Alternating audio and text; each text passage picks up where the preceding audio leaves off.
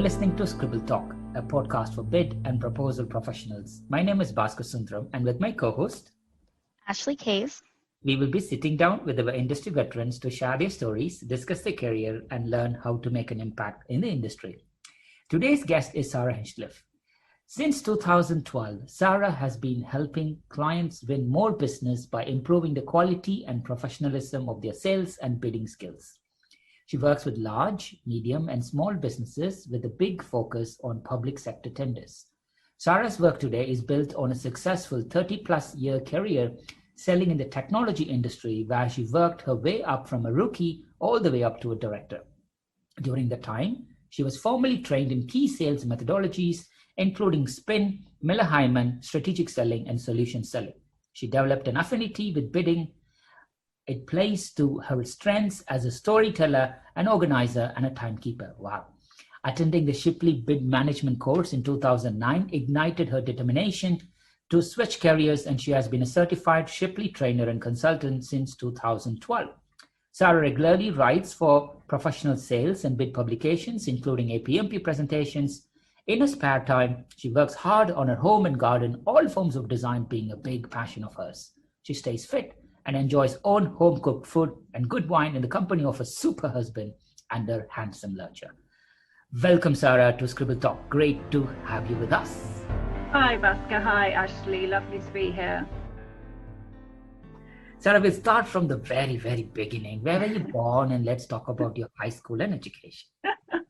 Well, so I was born at a place called Tattenham Corner, which is just in Epsom in Surrey, and it's rather ironic because Tattenham Corner is part of the Epsom racecourse, and I've ended up marrying a man who loves horse racing, so I think that's quite strange.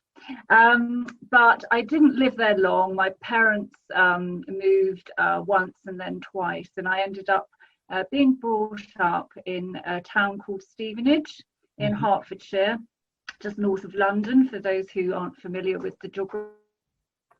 And Stevenage was what's known as a new town. So it was one of the towns that was really heavily built up in the 1960s to take overflow from London. And it was a town that was like other places like Swindon and Harlow. So they sort of filled in all the gaps between lots of little villages with massive housing estates. So it was an interesting place. My parents lived in the old part of Stevenage, which was very nice, a little bit leafy, suburby and middle class. And I went to local sort of junior schools, and then I went to the girls' grammar school, except it had just moved from being a grammar school to being a comprehensive school. So, but it was all girls, and it was rather a mix of girls, which was made for an interesting challenge because I'd always been quite a conscientious worker, quite academic, quite creative as well, but definitely keen to get my education. And certainly my secondary education was a little bit of a challenge, being surrounded by a lot of young girls who really weren't very interested in doing very much work. So I had to really keep my head down and sort of keep focused to get through secondary school and get a place at university. So yeah, not my favourite time to remember, I have to say. But nonetheless, I think it probably developed quite a lot of resilience and quite a lot of determination in me as a person. So those, I think, have been useful things in later life. So not all bad.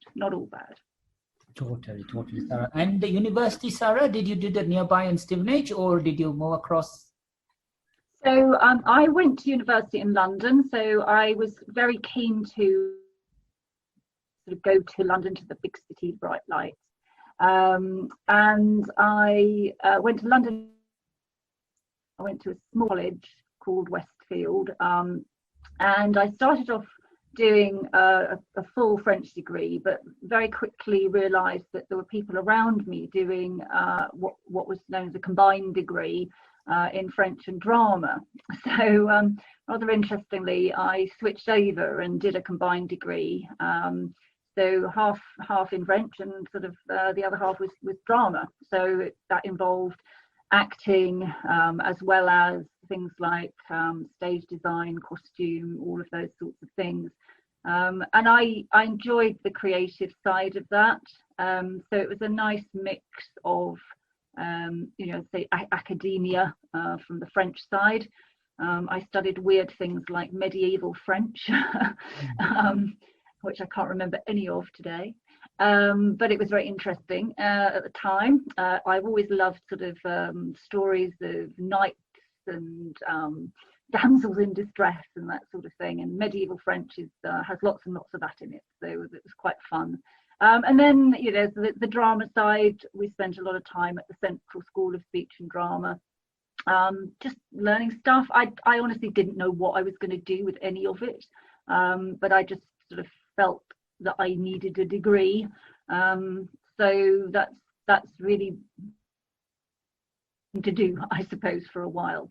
So that's what I did, and it was 4 years, and the third year included spending a year in France. So I lived in Paris for a year, which was lovely, and I actually worked in Paris rather than did studenty things.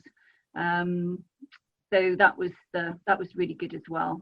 Lovely time in Paris back in the early 1980s. So yeah, it was good. Perfect. And medieval French, do you still speak any French at all? Not really. I mean, I could and I would, but I just don't tend to need it.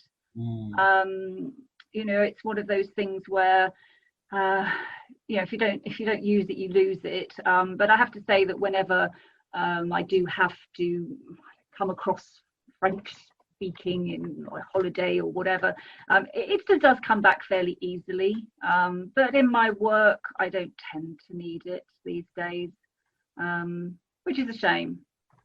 But we might come back to it when I reveal one of my secrets. Nice. So during the university days or after university days, what was your very first job, Sarah, that you could remember of?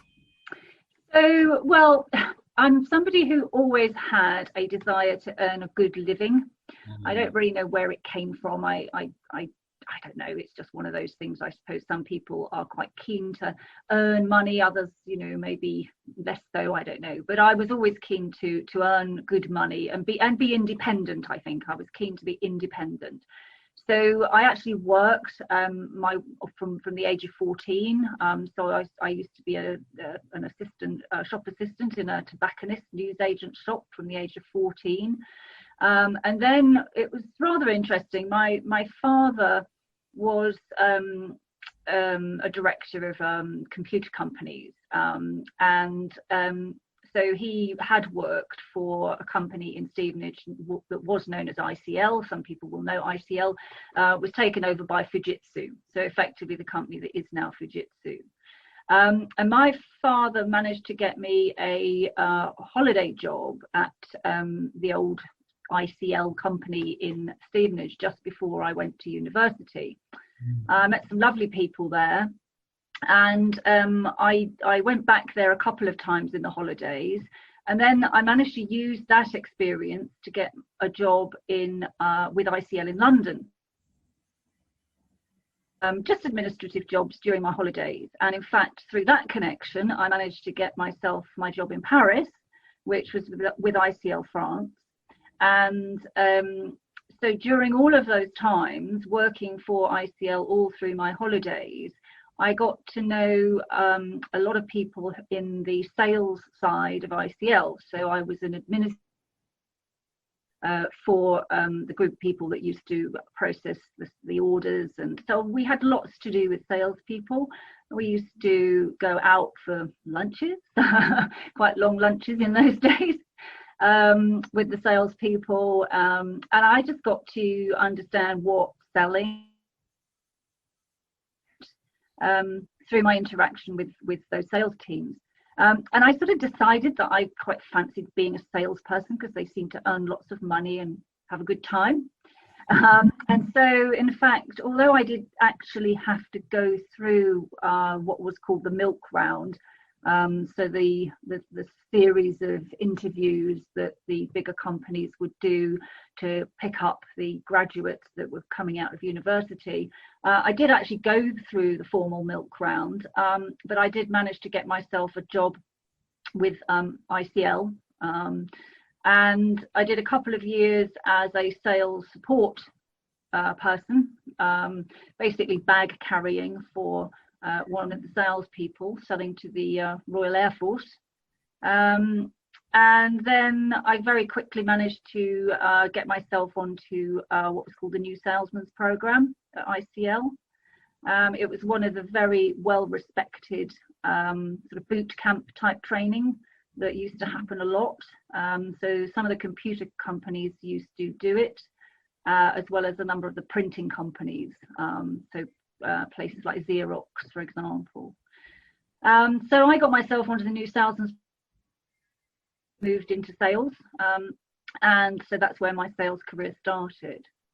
But interestingly, my very, very first job as a graduate, as a sales support graduate, I had to do competitor analysis for a large bid that they were putting in to win a piece of business with the Air Force. And it was long before the days of the internet. And I had to go to a library in Slough. For those who don't know, that's just a big town just outside London. And I remember having to go through lots of catalogues to try and work out what IBM might be trying to sell to the Royal Air Force, and do some sort of analysis on it.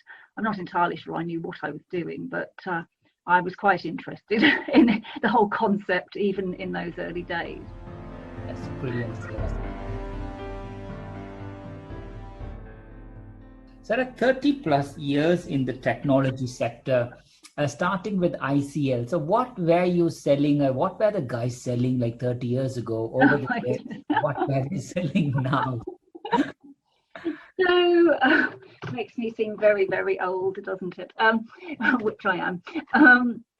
So back in those days, ICL was selling mainframes. So, you know, massive, great big sort of machines. But I joined the industry just at the time when office systems were coming around. So the first word processors, the first sort of desktop computers. And so my first sales job was actually to sell the sort of distributed systems, word processing systems, office systems to I was part of a large account team selling to the BBC. And so I had to go around the various different departments of the BBC trying to understand how sort of local systems, distributed systems might sit and fit with what they were doing on a daily basis. While other members of the account team I was on were sort of selling the big sort of the heavy hardware in the middle, I was selling more of the sort of I felt the more interesting stuff that was helping people around the BBC do their jobs. So that's where I got more interested in the sort of software side and services side of the tech industry, which is really where I've spent most of my time. Brilliant, Sarah, brilliant. And Sarah, you also have worked with large, medium and small businesses over your career. In all those experiences, Sarah, do you have any memorable proposal efforts or any sales efforts? Gosh, well, lots and lots, I guess. I mean, it's a lot of years to have been doing it. So I suppose one of the ones that stands out for me is I was the sales director for a smaller business here in the UK, a security solutions business, for quite a while. because I did my career in what I call decades. So I was in the ICL world for about 10 years, and then I worked for an American computer company services business for about 10 years. And then I ended up working as a sales director for a small business here in the UK for 10 years. It was during that time that I went on the Shipley course. And I guess the Shipley course was the last piece of the jigsaw for me in terms of sort of salesy type formal training, structured training, structured methods, etc. So after I'd been on that course, I was really sort of fired up about the fact that we should just be doing stuff differently. I'd always done capture because I'd been taught capture, as we call it now, sort of since I joined ICL. We always did account plans, opportunity plans, all of that sort of stuff, and we were good at it. But it was the way that the whole capture piece transitioned into the bid piece that I found really useful and interesting. So after I came back from that course, because I was the sales director, I decided that we were just going to do things differently. And so we ran a complete campaign into one of our defence clients. It was abroad, but we, as a team, we had a good relationship with them.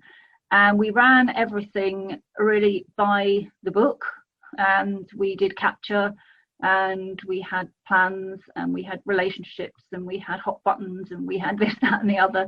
And we then obviously got the ITT, which we had some influence over, and we produced a classic style, proposal in the way that we should, and we won the business.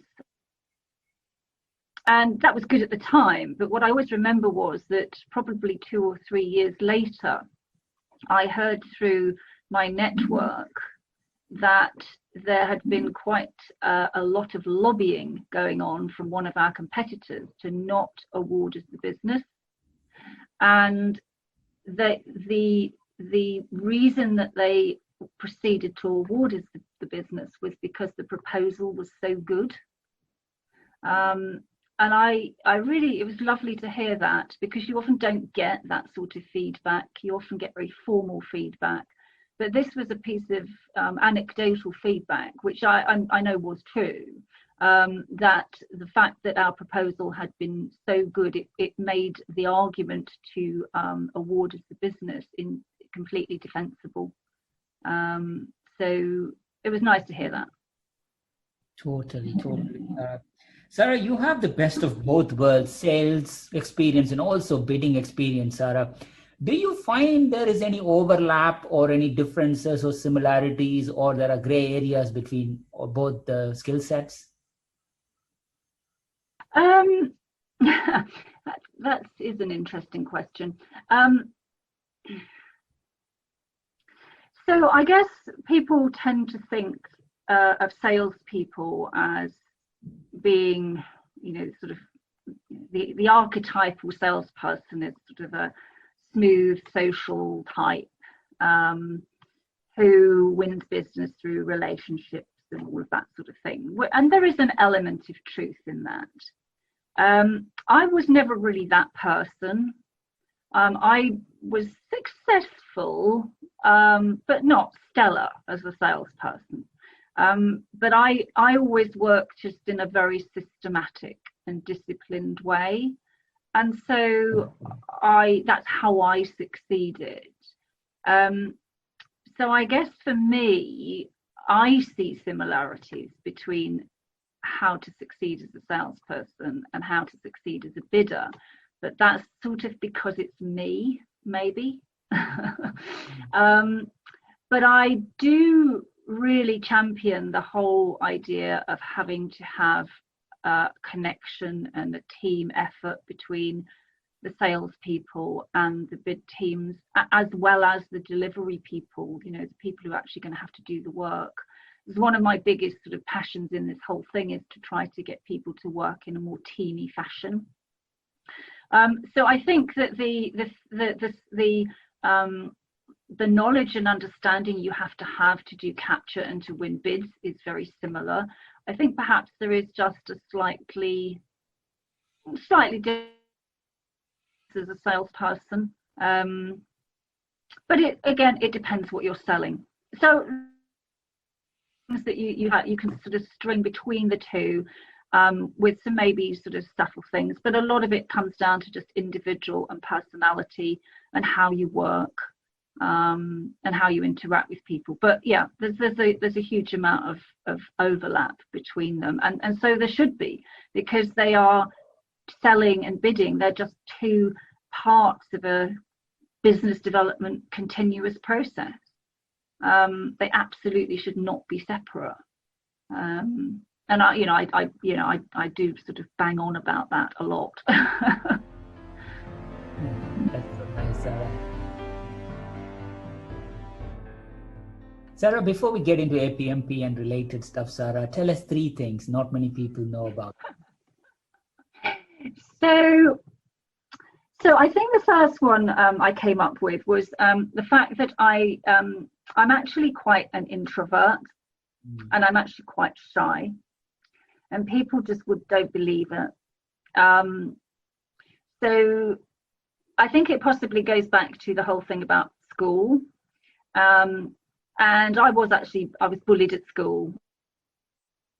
I think I just built this sort of protective shell that says, you're okay on your own.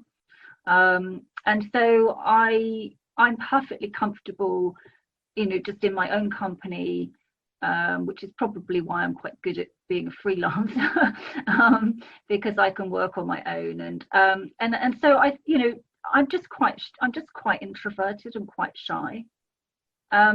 Stick me in a room full of people and I'm not actually terribly comfortable. But people don't see this. People don't see that. Maybe that's where the drama bit comes out. Maybe I cover it up. I become comfortable when I'm with people I know, and when I'm very comfortable with my subject. But I do get quite shy and quite nervous in other situations. So I think people probably wouldn't see that in me.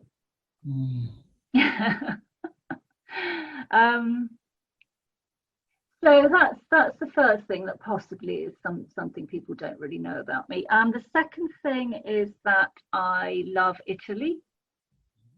I don't know why. I've just for a long time had a real passion about Italy. I love Italian architecture, design. I love the old towns. I love the weather. I love the food. I love the shoes. I love, it's just so much about Italy that I love. To the extent that, sadly not this year, but we've been going to Italy for 20 years on holiday. And we actually got married in Italy, and so all things Italian. And I'm actually learning Italian now. Been doing that for about 18 months. And so my French, I said we might come back to it, my French has been quite useful in learning Italian, because if you take the combination of English and French and Italian, you can find a lot of things that sort of help you with the new language, because you sort of know, because the words or maybe the grammar or something is similar to something you learned. Because although I don't remember all my French vocabulary, I do remember the construct of the language. So it's really helpful to remember that sometimes when I'm trying to understand something to do with Italian grammar. So yeah, so all things Italian, including currently learning the language, is my number 2. And my number 3, I struggled a bit, but I suppose it's to do with a little bit, if I could, if I was to do my life all over again, what would I be? And I've always loved fashion, and I've always loved material. So I'm quite a good seamstress, which people wouldn't know.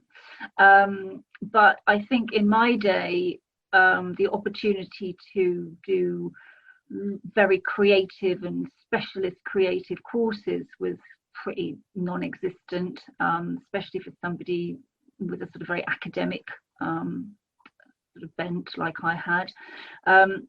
So if I could sort of do it all again, I would probably be an interior designer, a textile designer, something like that, and that's one of my biggest interests in life. But maybe we come back to that, I don't know. But so textile design is just something, and materials are just things that really interest me.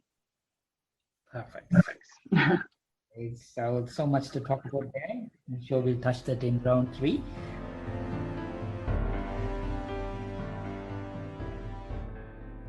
So APMP, Sarah. So when did you become a member of APMP, and how did you come to know about APMP?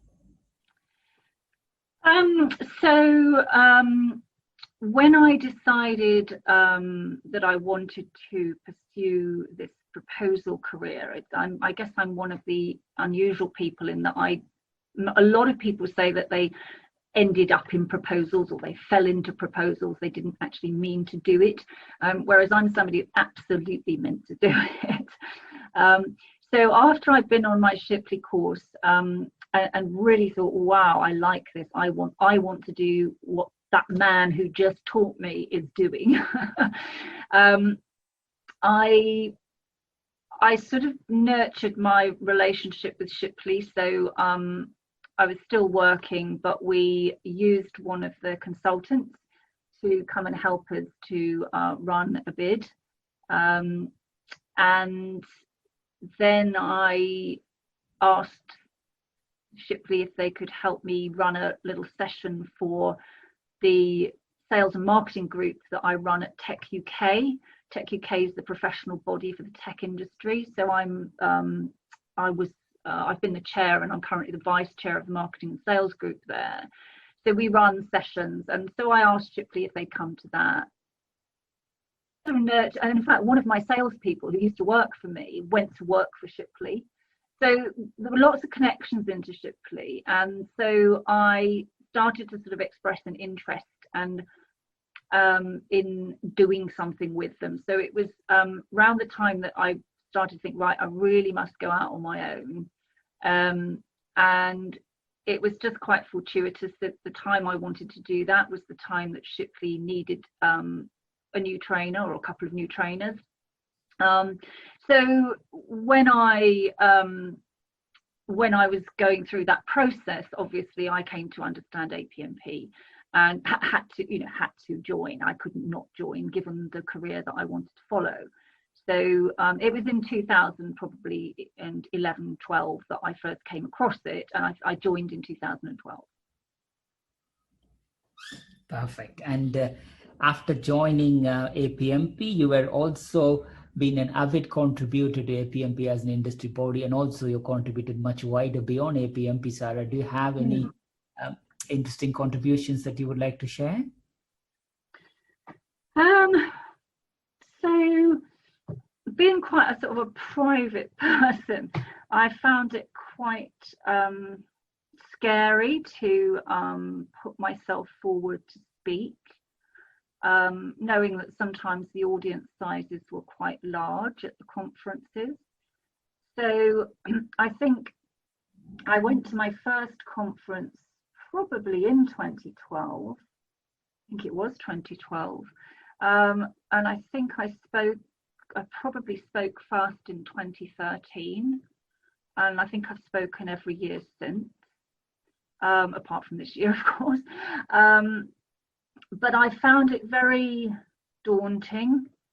I remember the first one I did was about qualification and who's responsible for qualifying. Is it the salespeople or is it the bid people? And I did a session on that, because basically it's everybody's responsibility as far as I'm concerned. You know, if you're involved from the beginning, you know, you qualify all the time. So I sort of went through some of that thinking, but I felt very nervous standing up that first time. But I think one of the great things about having done what I've done is that I always wanted all through my sales career to be what I felt was sort of an expert. I know this is sort of a bit of a fancy sort of concept, but so all through my sales career, because I worked on the basis of being sort of a structured, methodical person who just got stuff done, I was never really a technical expert in anything that I sold. So I never felt 100% comfortable. Whereas since I've been doing what I do now, I do feel comfortable, and I feel that I know what I'm saying and why I'm saying it, and I feel very committed to it. So I think over the years, I suppose it's quite memorable in a way how I've grown and changed from somebody who felt quite concerned and nervous and worried about standing up and saying stuff to somebody who feels really, quite enjoy it, because I feel that I really believe what I'm saying and I've got something to add value to people. And I think I've had a lot of really good feedback over the years as well. People have been really positive about what I've done, and that's really helped to build confidence. So yeah, and of course every year you do something different, and you've researched a new subject or you've built a new concept, and it's every year it's daunting and it's time consuming, but ultimately it feels like it was worth it. So every time I do a presentation, write an article, say put lots and lots into it and worry about the reception it's going to get, and then feel really sort of relieved and pleased and positive when you get some good feedback. So yeah, it's quite an emotional thing, sort of putting your stuff out there. I find it quite an emotional thing, putting my stuff out there. Totally, Sarah, totally. In addition to contributing in conferences and stuff, Sarah, you also have done a lot of training. I do vividly remember I did my foundation with you in I think 2017. The fond memories there. Do you have any interesting training memories? Gosh, wow.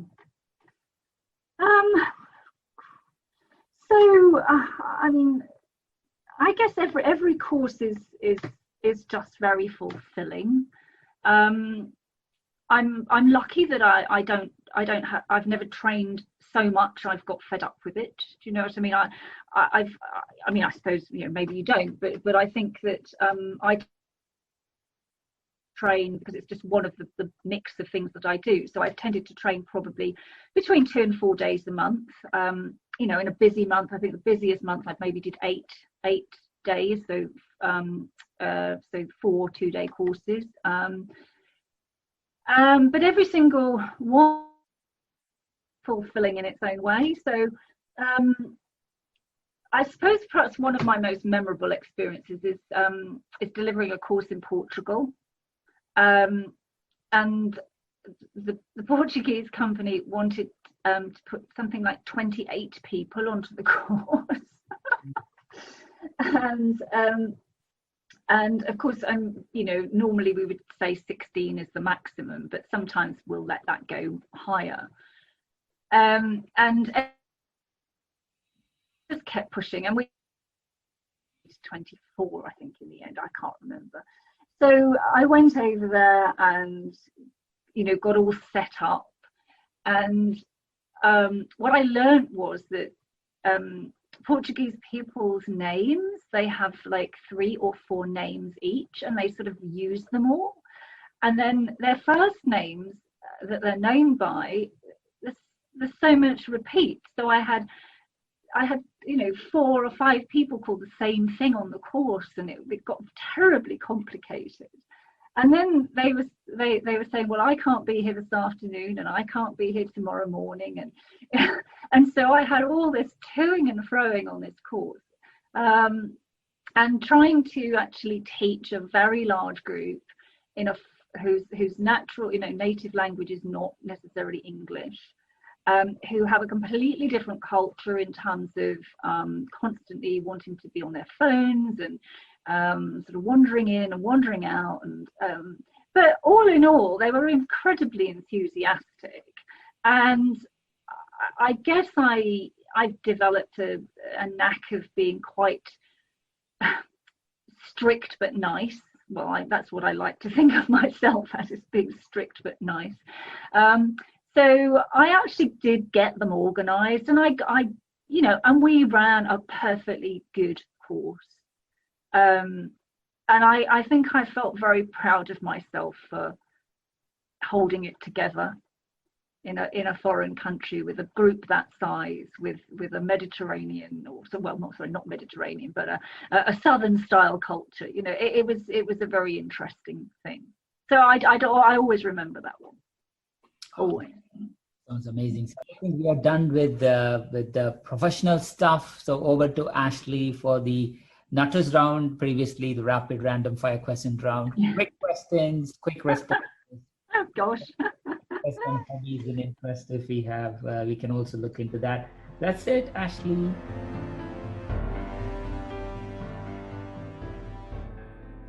All right, Sarah, so we're going to ease into this a little bit.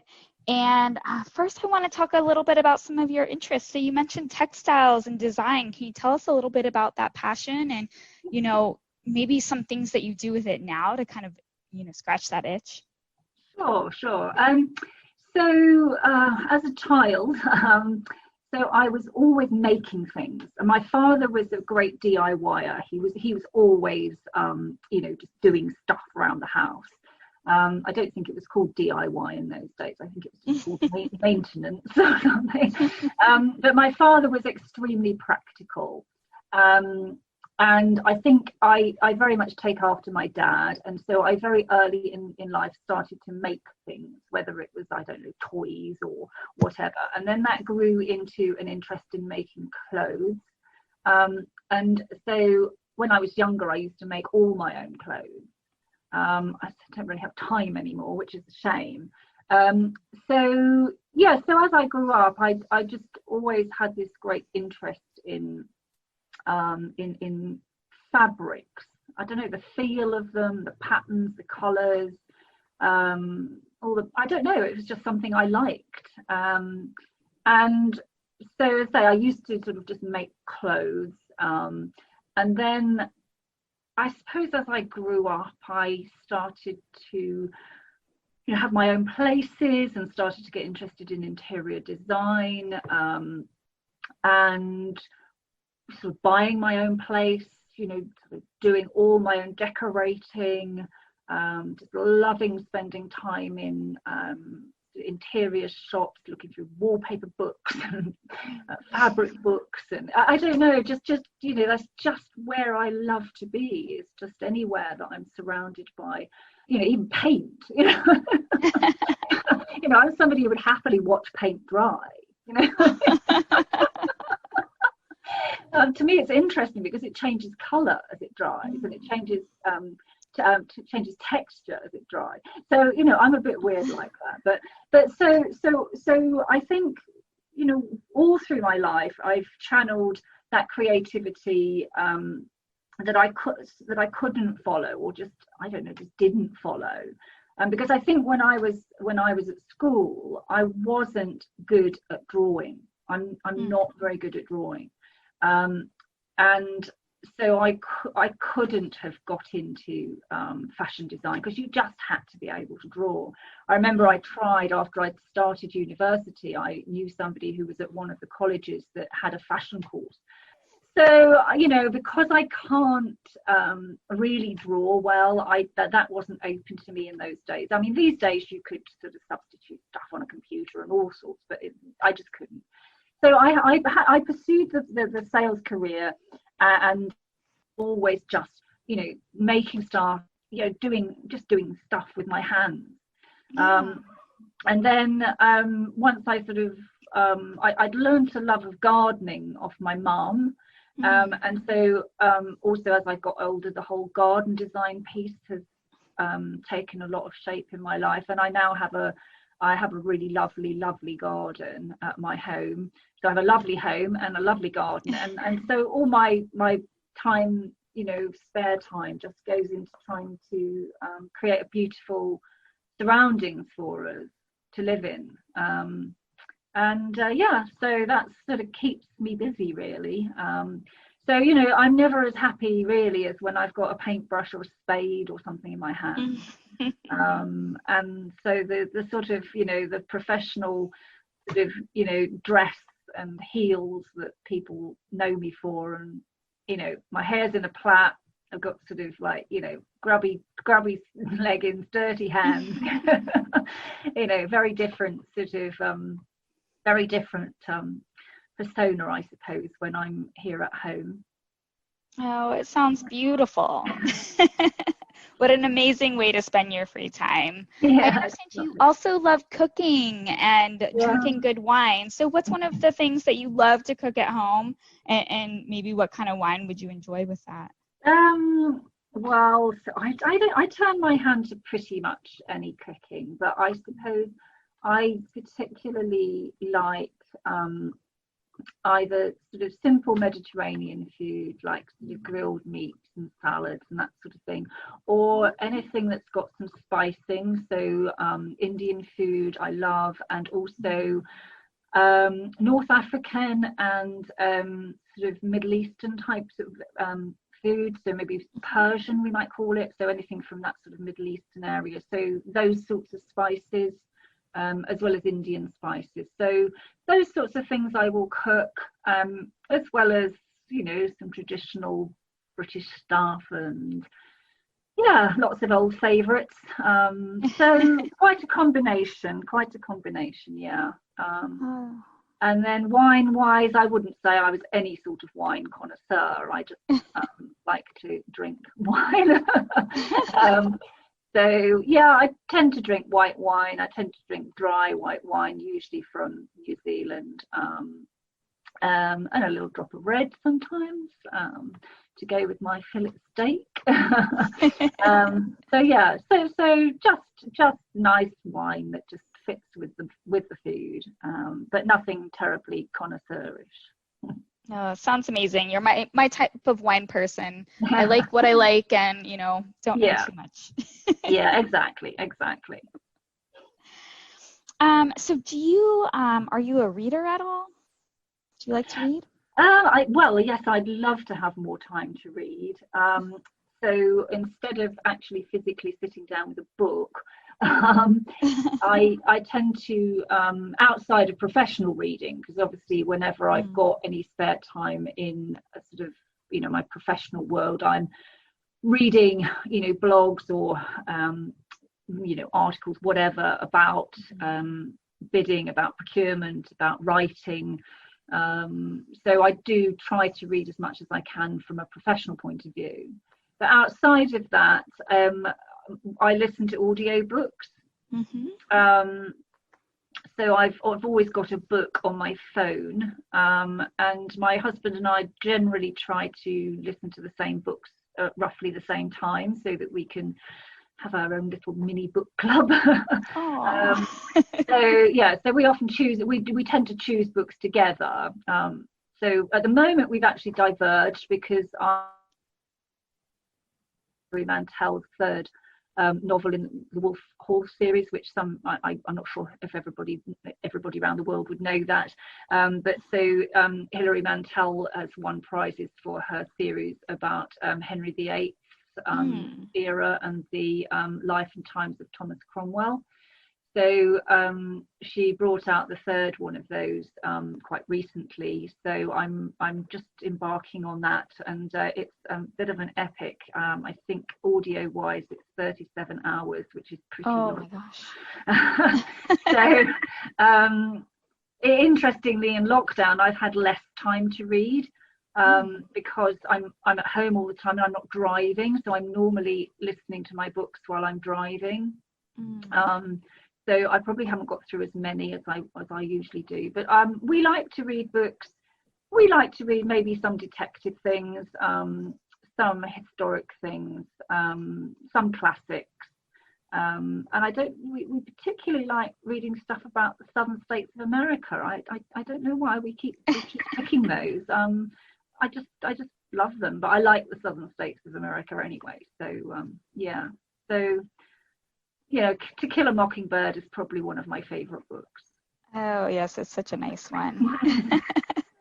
Oh, that's lovely. I love that you and your husband read together and have your own sort of mini book club. That sounds so sweet.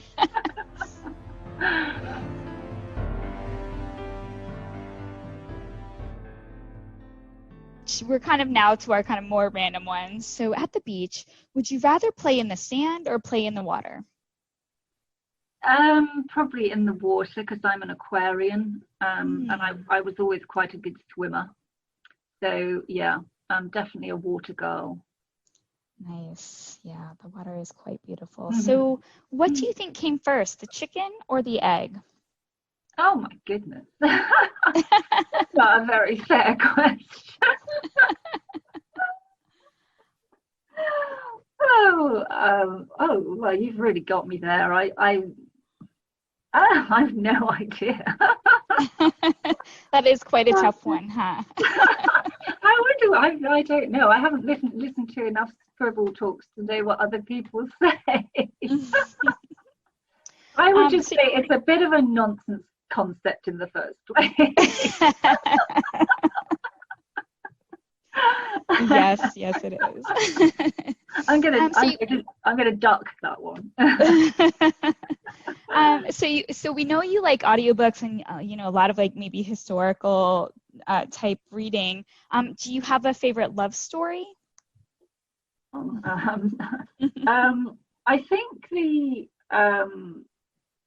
I think probably the book that is the most memorable that I would list definitely as one of my favorites is Sebastian Faulks's Bird Song. So about the First World War. So it does have a love story in it. But it's just such a brilliantly written novel, and it's so poignant and so evocative of the war. So that's probably the one I remember. The other one that I remember, I think, is might be one of his as well, On Green Dolphin Street. That's another one, but that's probably a little bit less well known. So, but yeah, I do like a love theme in the novels. But yeah, I think Birdsong definitely would be the one that I think about, the one that came to mind. Oh yeah, great one. So do you have anything of sentimental value that you hold on to? That's an interesting one. So my husband would have accused me of being very non-sentimental. I think I probably learnt this off my father. This concept of no regrets. There's no point looking backwards because you can't do anything about the past. And so I, for a long time, wasn't very sentimental. But I think since you start to lose people in your life, like family members, you probably do become more sentimental. And so yeah, I have a number of my parents' things and my late brother's things around. And when my mother died, I had to clear the whole house, and they'd lived there for 40 years. And so I went through it. My father always said, "Oh, just get the house clearers in." Just tell them to take the whole lot away. And I said, no, I'm not doing that.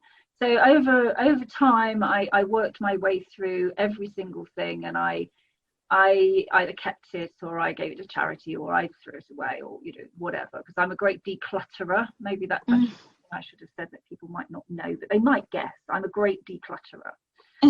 I could spend my life decluttering people's houses and cleaning people's houses, because I just love throwing things away.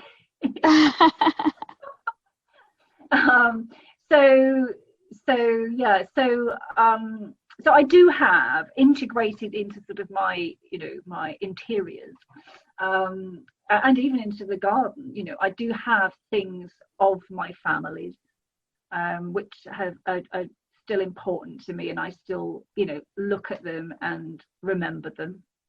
So, my mum and dad, obviously, I mean, you expect your parents to die. Sadly, my brother died. And so, I have things of his. So I family things, definitely. And also, I guess, I have a couple of photos from when we got married. Just things that just, fit nicely into my world. But I'm not a hoarder. No, I'm not. Yeah, definitely. Especially if you're a good declutterer, right? Yeah, you just keep on holding on to the things that have meaning and make that's right. happy. So I always sort of quote William Morris. Yeah, so William Morris, the great sort of designer, don't have anything that if it isn't either a beautiful or functional, basically, be beautiful or useful. So I sort of tend to live by that mantra, sort of, if it's not beautiful and or useful, then you shouldn't have it. Well, not you shouldn't have it, you can have what you want, but I shouldn't have it. So so, and ideally something is beautiful and useful. I've just gone through a really difficult choice because I'm getting a new laptop, and the guy who's I'm going to use to do my support, he likes these German laptops, which are, they're probably really well engineered, but they're really functional looking. And I've really had to sort of go, oh God, it's so functional looking. It's not beautiful, but it is. So anyway, so that's sort of very me. It's a very me way of looking at things. Oh yeah, for sure. So you mentioned you love Italy. So I imagine you enjoy traveling and you love foods from all over the place. So where's one place you'd like to go that you haven't been? So I'm not a terribly intrepid traveler, and I'm not particularly a long distance flyer. So my travel has tended to be places where I feel, comfortable with the culture, comfortable with perhaps the language and the system, if you like. I'm a bit of a control freak. I like to sort of know what's what, and feel safe. I think I like to feel safe. I think the place that we probably want to go, we love trains. I keep coming up with new things, don't I?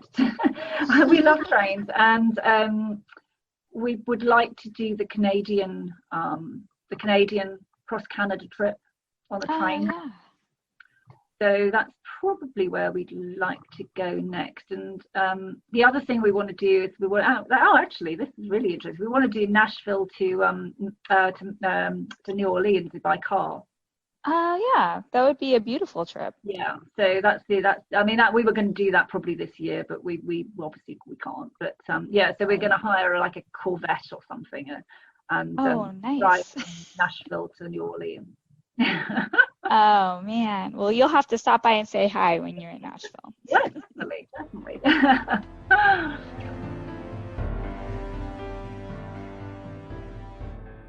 We've talked about your career and all the amazing things that you've accomplished over the years. Who are the people who have been the most influential in your life and your career? Oh gosh, I think I've been really lucky. I've worked for some really, really good companies and some really good people, and I think it's those sort of bosses of mine, if you like, the people I've worked for who have taught me stuff, and had faith in me. I think that's been really important. People that have faith in me, just building confidence, giving opportunity. So from my first sort of years at ICL, there was a guy called Bob Fraser. He was known as Uncle Bob, and Bob was just, he's just a great great boss, a great salesman, a great everything in my view. And I remember him to this day. And he was absolutely fantastic in telling me what was what in terms of a sales career. You do this, you don't do this. So he was great. And then there are people from later roles. I could do a bit of an Oscar speech in terms of all the people I want to thank. I have to mention Tony Birch, because Tony took me on at a time when I just, I really, really wanted to do something. And so Tony Birch from Shipley, he took me on. He had faith in me. And so he was important as a sort of an influence. Guy I worked for before, Steve Kingan, I knew him for years and years and years, and he taught me stuff. I don't know, there's just lots of people who have, just had faith in me, who have been determined and passionate about what they do, and take me along, just sort of help, take me along with them in a way, and sort of just really always been there in terms of who I, think of and how I live my life and how I do my job. So just a few names, but a few along the way, quite a few along the way. Absolutely. Sounds like you've had some amazing people in your life and some people who've really helped you to kind of grow yourself. Absolutely. Yeah, no, I think I've been very fortunate, but hopefully it's because I've worked hard and I've I've done a good job along the way. I think is, obviously it's you don't get something for nothing. Right, absolutely. Yep. So what have you observed lately that reminded you that people are good? Obviously this whole sort of pandemic thing really. I guess there's been a bit of a stark difference between the people who are, genuinely being good and doing the right thing and being responsible and being caring and all the rest of it, and the others who aren't. But probably best to not get me on that soapbox. But yeah, I think throughout all of this, there's been a lot of a lot of thought, a lot of empathy, a lot of compassion, people checking in on each other, making sure people are okay, and I think that's nice. I think it's nice isn't a great word, is it? But I think there's a lot of that about at the moment. So it's a very different world at the moment, obviously. So the focus is just a little different. Yeah, for sure. So on a similar vein, what's one kind or thoughtful thing someone did for you recently?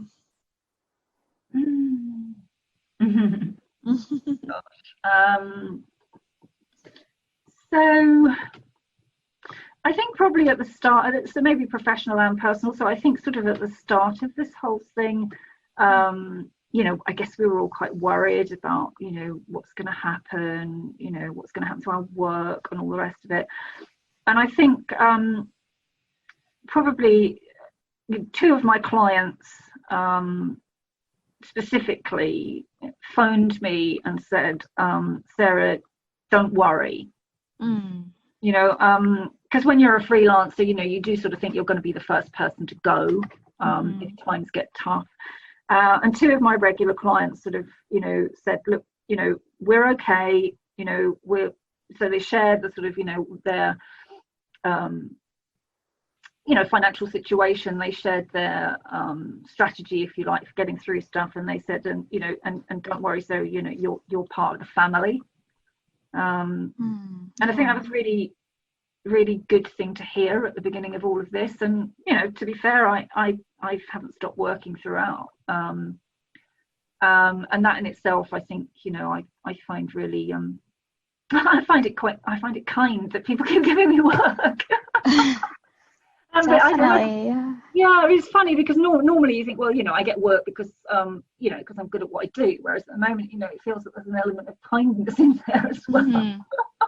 But yeah. So, but just taking the time out to actually give me some reassurance, and you know, I mean, obviously one can't tell what would happen, and you know, anything could have changed, but you know, to bother and to care is really nice, particularly when, you know, somebody isn't actually a member of your staff. Oh, absolutely. So you've talked about these great influences in your life. What is the best piece of advice that you received, and who gave you that advice? This one's really easy. So I worked for a company called Computer, the American service. Lovely company. Really had a nice time there. And I worked for the UK, the business that was quite small, but we reported into the Dutch headquarters. So I met a lot of Dutch people along the way, and Dutch people are, you know, really, they're quite straight talkers. And I worked for a gentleman called Nico Molinar, and I remember we had a difficult situation where we had somebody that wasn't performing, and you know, we were sort of debating what to do, because it was a nice company. They didn't sort of hire and fire, and I always remember sitting down with him and sort of going through the whole situation, and he said to me, well, what do you think we should do? And I said, well, I think we have to just accept the situation. This person isn't good enough, and we're going to have to let them go. And he said, yeah, absolutely, Sarah. He said, what you always need to remember is you must never let your values drop. And my husband worked at the same company for a while, so he knew the same gentleman, and we always say to each other, whenever we've got a dilemma on our hands, you know, what's the right thing to do, and never let your values drop. Oh, it's great advice, and you know, it's so important, particularly in our line of business, right? Yeah, absolutely. Integrity and values. Yeah, exactly. You know, you build your business and you build your reputation on integrity and trust, and you know, just and you know, if you make a mistake, you know, you have to. I made a mistake, you know, because we all make mistakes. But you know, just never let your values drop is just a great piece of advice. Absolutely.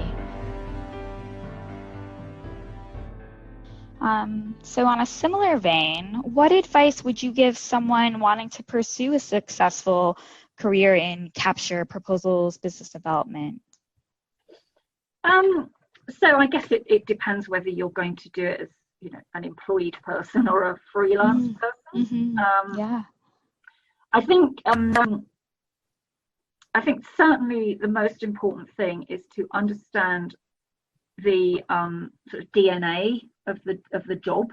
You know, so you have to understand what is involved, and it has to be right for you.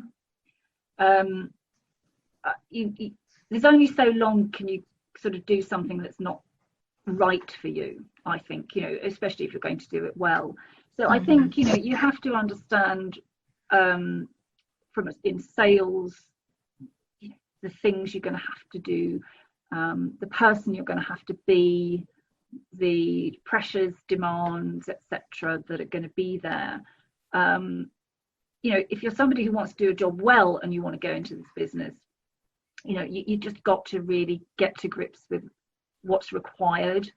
I mean, it's the same with any job, but I think there are some specific pressures around this whole area that we work in, and you've got to understand what they are, and you've got to embrace them.